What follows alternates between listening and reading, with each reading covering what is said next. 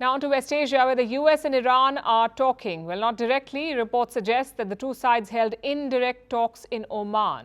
Secret talks. A lot was discussed, but the sticking point was the Houthis. Since October, the Houthis have attacked ships in the Red Sea. The US has tried everything, a global maritime force, direct strikes, bombing Yemen, whatever they could, but nothing has worked.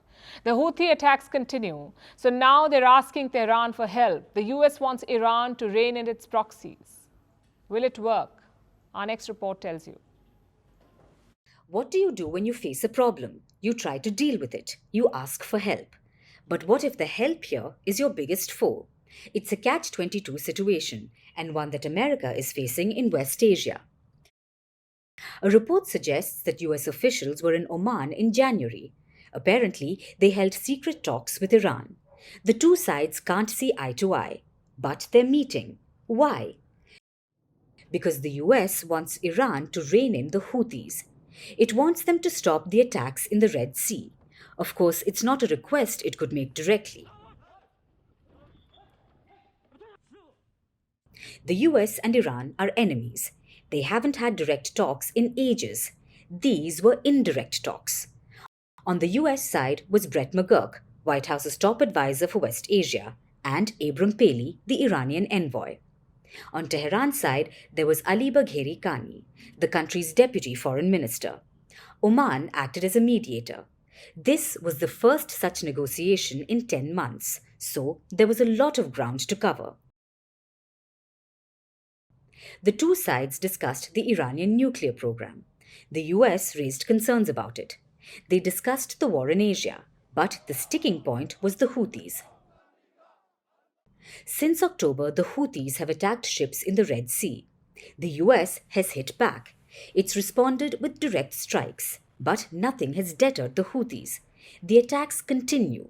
Just 2 days ago, the Houthis fired missiles at a Liberian-flagged container ship. So Washington has now turned to Iran. It wants Tehran to rein in its proxies. Iran calls them the axis of resistance. There's the Hezbollah in Lebanon, the Houthis in Yemen, and other armed groups in Iraq and Syria. Since October 7th, Iranian proxies have attacked US forces 170 times. But nothing has bothered Washington much like the Houthis. They've attacked commercial ships. Trade has been disrupted. Supply chains are affected. And in a gloomy global economy, this spells more doom. And the US is just not ready for that. Can Iran really help? The Houthis do enjoy Iranian support, and US reports say Iranian Revolutionary Guards are embedded inside Yemen. But there are doubts over Iran's control over the group.